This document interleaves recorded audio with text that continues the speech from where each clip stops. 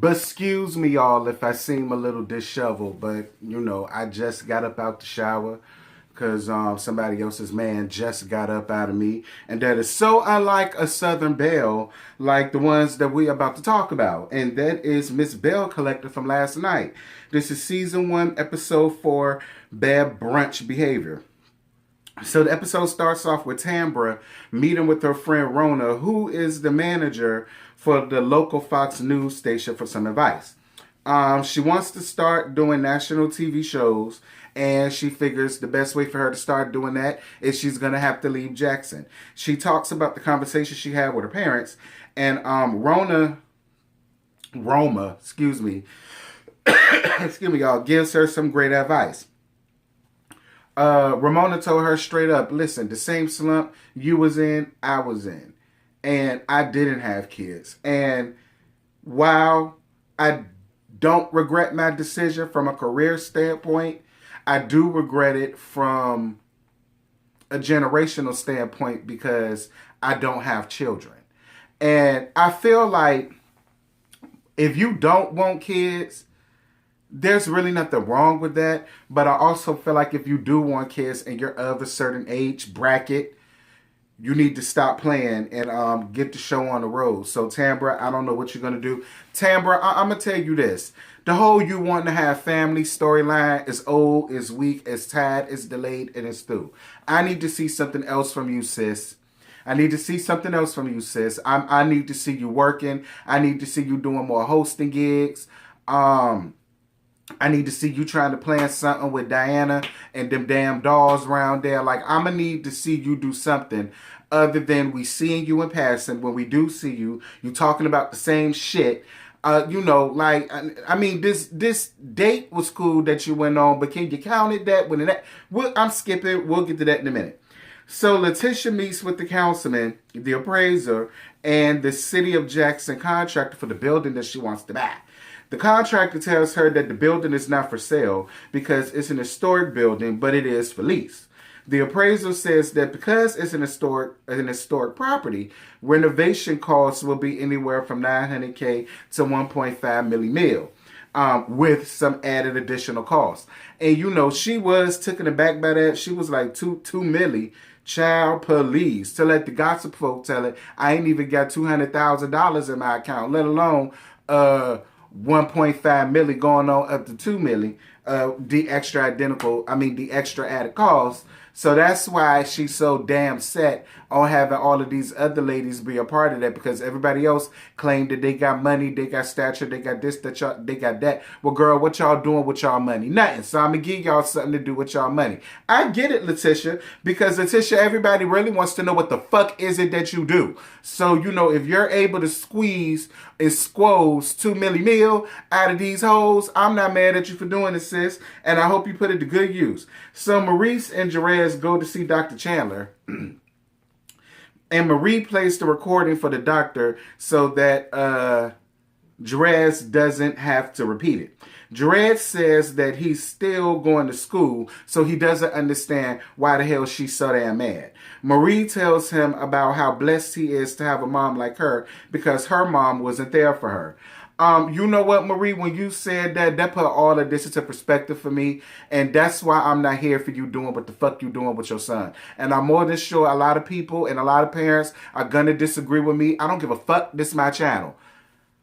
I feel like you need to go and sit down with a therapist of your own, and you need to sit down and really work out see, it's funny, Marie, because don't you deal with mental health?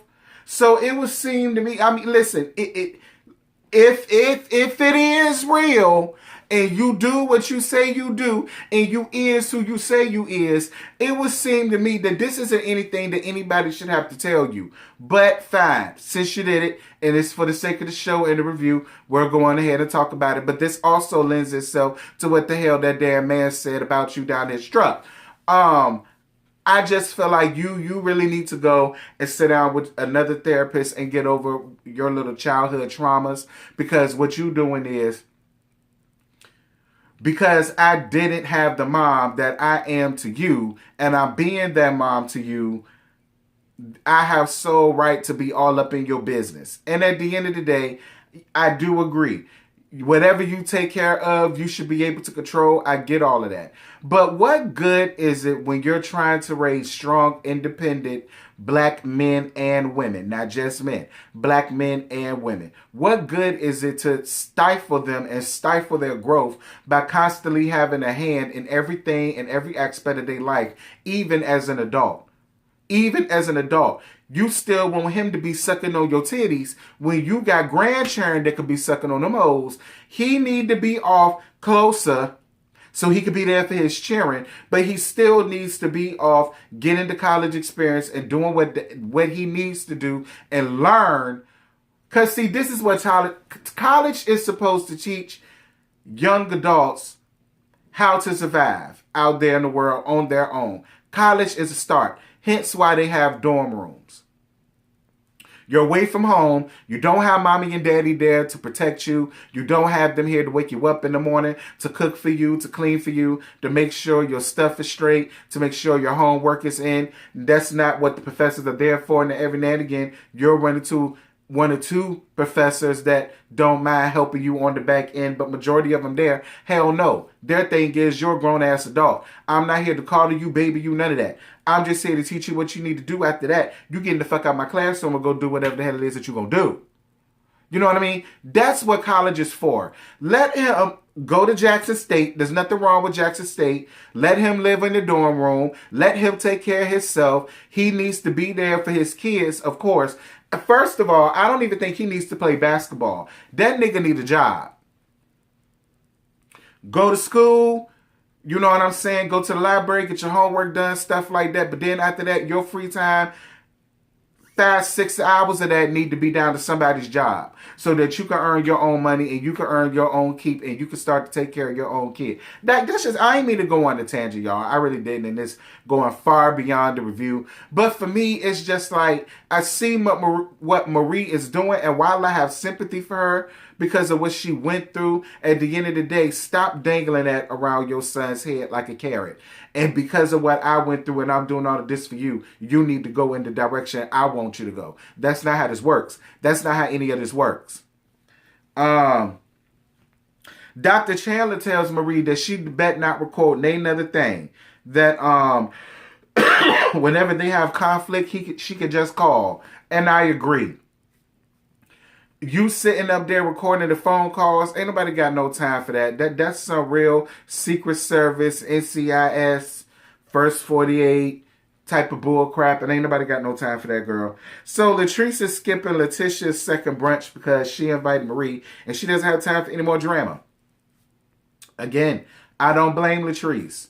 I don't. Latrice is busy. Latrice trying to keep her stuff off the ground and trying to keep Cliff out her hair. The last thing she wants to be dealing with is Morocco mode. So Letitia and the legendary and incomparable Dr. Antoinette meets at the Civil Rights Museum. The legendary and incomparable Dr. Antoinette shares concerns for raising biracial children down to the South, and then the both of them get emotional about seeing all of the pictures of the slavery and, you know, the castrations and the hangings and stuff like that.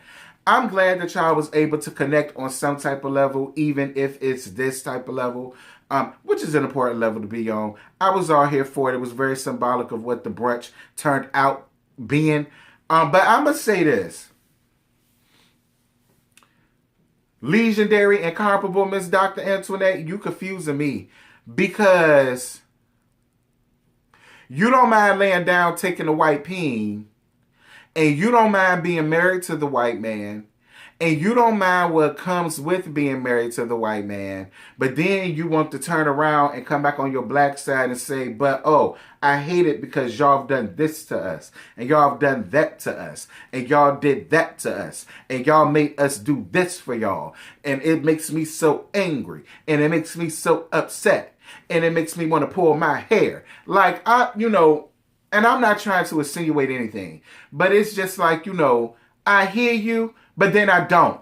Because after all of that, you still want what you want, which is the white peen. You want to be the bed wench for the white man. That's fine. Go ahead and do that. But, I would much rather you not be all of this if you're going to be all of this with your legs in the air and all of the rest of that stuff that y'all little girls do for these nasty perverted ass white men out here and down to the sexual proclivities of y'all bedroom. Drop down in the comments if y'all feel the same way I feel. Now, I like Dr. Antoinette, I do. But to me, it's just like, I mean, I hear you, but if that's the case, why is you so itching to get white peen shoved up that twat, girl? I mean, I'm just saying. You hate what they done to you, but you don't mind taking a peen. I mean, I guess. But listen, who am I to talk? Niggas ain't shit. And I'm sitting here a black man, and I'm sitting here wanting the black peen. So, who am I to judge you, Dr. Antoinette? So Tambra goes on a date with her ex-boyfriend, Damon. Damon was too handsome. Too handsome. The date was cute. Tambra was cute. All of them bundles in your hair was not cute, Tambra. I'm going to need for you to really... I want to see you when you're all natural. Or if you're going to have bundles, just let it be bundles, not bundles and bundles and bundles. Like, it's like you got on a pound of makeup with a pound of hair. Like, girl, how do you stand it, big face? How do you stand it? So then they talk about what ended their relationship, and he started talking about how she couldn't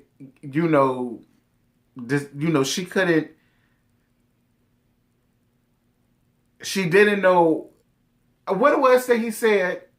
I got a brain fart, y'all. He said, he said she didn't know how to differentiate Tambra from Tambra Marie. And, he tried to understand it because he pushed her in that direction in her career to go because that's what she really wanted to do. And he was going to stand behind her in that. But then it just got to a point once she blew up and she became Tambra Marie. She was just that all the time. And that was a no-go for him. And I mean, I guess I hear you, Damon. So Letitia's second brunch, Lord Jesus. Lord, a lot of people gonna get mad at me with what I'm gonna say, but girl, fuck it. Who cares? First of all, Tambra, thank you for finally doing what your job description is, and thank you for allowing us to see it. And that's you hosting. I appreciated that.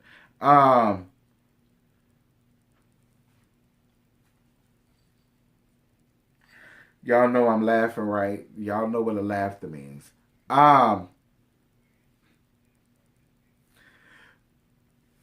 So Debret and Big Booty Judy of this thing, Morocco Mo and Essie walk up in there, honey.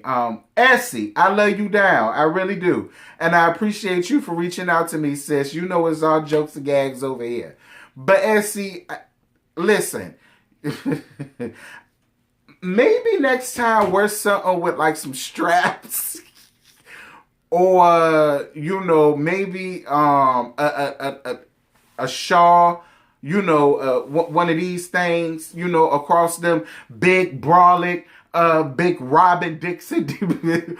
Girl, you got them big Robin Dixon ass Belle shoulders. Like, and you was standing there like this, girl, with your black gloves on like this, girl. I was so weak. I said, Lord have mercy, Essie.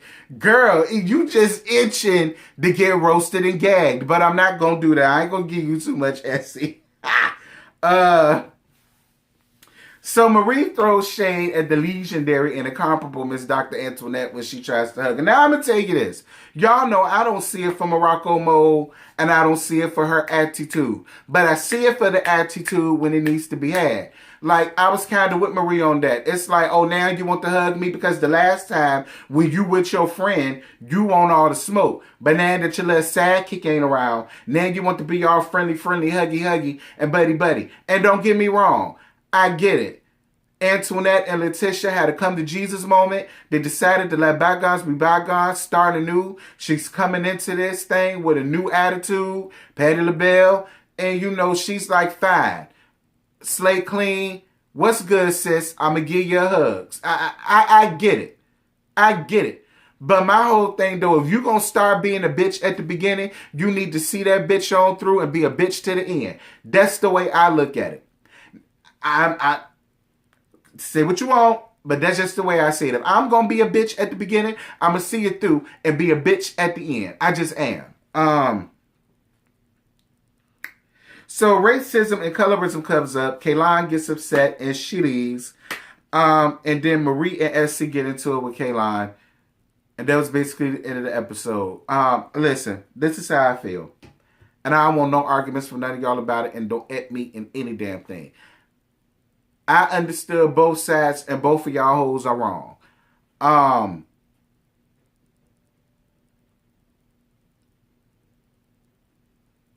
Y'all had the topic of racism and colorism in front of the white girl.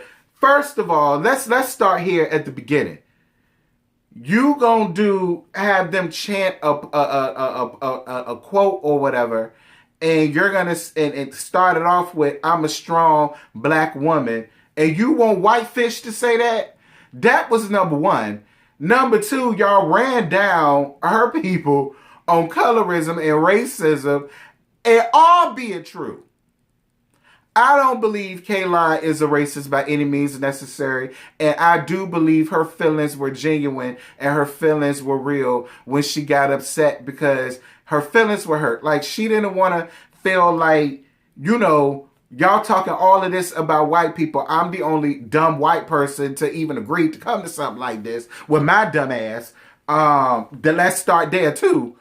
And I don't want them to think this of me, or is this what they think of me when I'm not around? And it just got to be too much for her. Then Antoinette decides to chime in and says, well, this is my friend, she got up, she ran off, and this is why. Now, just beforehand, Letitia says she wanted Marie to be here to share her feelings, to get another side of the spectrum so everybody can be heard, so that some unity can happen. So in an effort to do that, that's when Antoinette was like, girl, go ahead and tell them why you feel the way you feel. And then here comes Marie, because it always things has to go on Marie's time.